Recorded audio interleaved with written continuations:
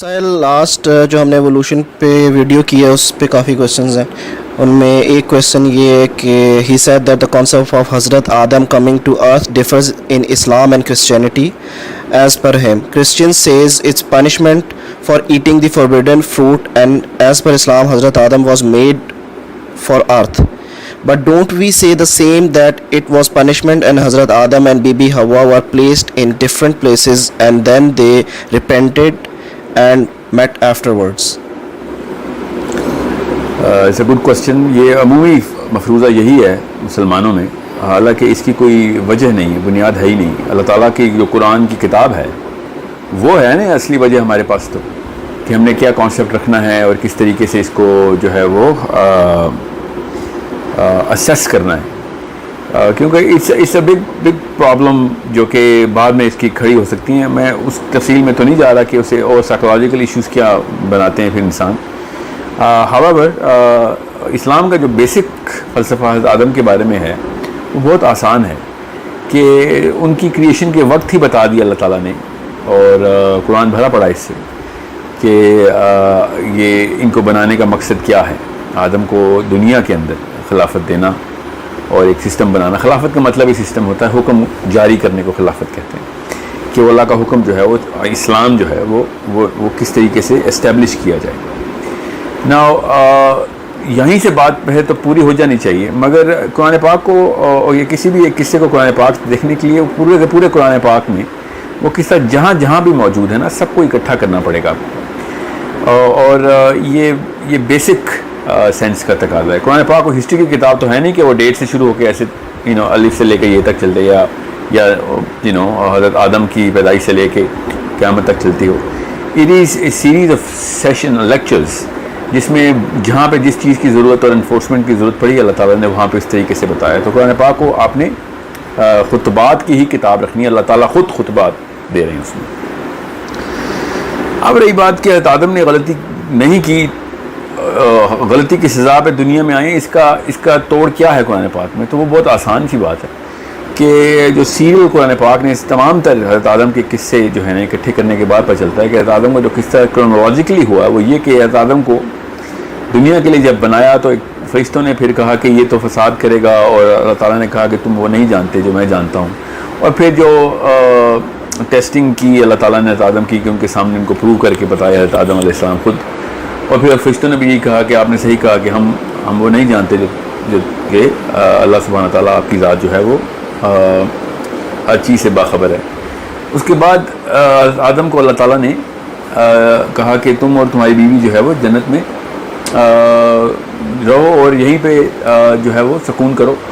اور وہاں پہ پھر شیطان کا جو واقعہ ہے وہ بھی قرآن پاک میں ہے کہ انہوں نے پھر شیطان کے جو ہے نا وہ استکبار کا گناہ نہیں ہے، وہ مطلب بہکاوے میں آئے ہیں جان کے. کوئی نعوذ باللہ کوئی ایروگینٹ کرائم نہیں تھا کہ نہیں میں تو انہیں یہ کھانا ہی کھانا ہے بیکاز میں وہی کروں گا جو مطلب میرا دل چاہے گا. ایسا بالکل بھی نہیں. اس کو اس لیول پہ مت ٹریٹ کیجیے، اسپیشلی انبیاء کی جب بات آتی ہے تو تکریم بے حد سینسٹیو ہو جاتی ہے. تو یہاں پہ تو بات اللہ تعالیٰ نے بھی کلیئر کر دی کہ شیطان نے کس طریقے سے بہکایا اور پھر کیا بتایا کہ فرشتے ہو جاؤ گے تم، اور سو آن سو فورتھ. اس کی تفصیل میں تو میں بھی نہیں جا رہا کیونکہ یہ کھانے کے اوپر تو کوئی کانٹرڈکشن ہے نہیں اسلام کے کسی بھی فلسفے میں. مسلمانوں کو پتہ ہے کہ وہ اس درخت سے پھل تو کھا لیا، مگر کیا پھل کھاتے ہی کیا اللہ تعالیٰ نے کیا کہا قرآن پاک میں؟ یہ سیریل اکٹھا کریں تو آپ کو پتہ چلے گا کہ کرونالوجیکلی جنت میں پہلے پھل کھایا، اس کے بعد اللہ تعالیٰ نے ان کو جو کلمات خود سکھائے، ربنا ظلمنا انفسنا وَإِن لَّمْ تَغْفِرْ لَنَا وَتَرْحَمْنَا لَنَكُونَنَّ مِنَ الْخَاسِرِينَ. یہ جو کلمات ہیں یہ اللہ تعالیٰ نے خود سکھائے کہ ایسے موقع کے اوپر کس طریقے سے اب یہ پروسیس، توبہ کا پروسیس کیا ہے، توبہ کا مطلب لوٹنے کا پروسیس کیا ہے، کہ وہ ریپینٹنس کیسے کرنی. اور پھر اللہ تعالیٰ نے کہا خود فتاب علیہ، سورہ بقرہ میں اللہ تعالیٰ نے اسی کرونالوجیکل آرڈر میں کہا کہ فتاب علیہ، اور پھر اللہ تعالیٰ نے توبہ قبول کر لی. مطلب فتاب علیہ کہ ان کی طرف اللہ بھی لوٹ آیا، کہ اس کا مطلب یہ کہ اللہ نے یہ توبہ قبول کر لی، اب ہی از سن لیس اگین. یہ بہت آسان سا یہ جو آرڈر بنتا ہے نا. اب ایک بندے کی اللہ تعالیٰ نے توبہ قبول کر لی ہو, آپ یہ نہیں کہہ سکتے کہ اس کے توبہ قبول کرنے کے بعد اس کو سزا مل رہی.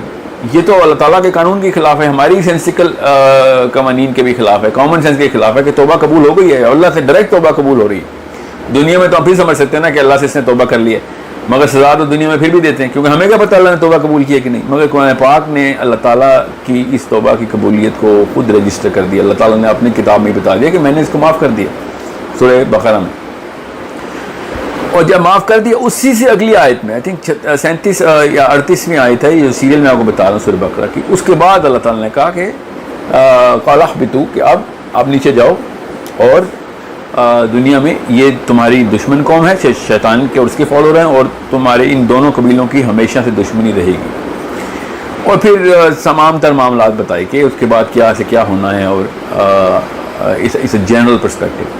بہرحال آگے جانے کی ضرورت نہیں, کیونکہ مسئلہ آپ کا اس سوال کے اوپر ہے. تو مسئلہ یہ ہے, بہت آسانی سے سورہ ہجر میں, سورہ اعراف میں اور سورہ بقرہ کو یہ کمبائن کریں, اور بھی ہیں 8-9 جگہوں پہ, مگر یہ آپ کو یہ تینوں صورتوں کو ملانے کے بعد آپ کو پورا کرونالوجیکل آرڈر ملے گا کہ اللہ تعالیٰ نے کہا کہ مت کھاؤ. اس کے بعد اللہ تعالیٰ نے جب انہوں نے کھا لیا تو اللہ تعالیٰ نے کہا کہ اب نیچے اترو, اور پھر ساتھ کلمہ سکھا کے معاف کیا, اور جب معاف کر دیا تو اس کے بعد اللہ تعالیٰ نے کہا کہ قال اہبطوا, کہ اب اللہ نے کہا اب نیچے جاؤ اور یہ معاملات جو ہیں وہ پوری طریقے سے طے کرو.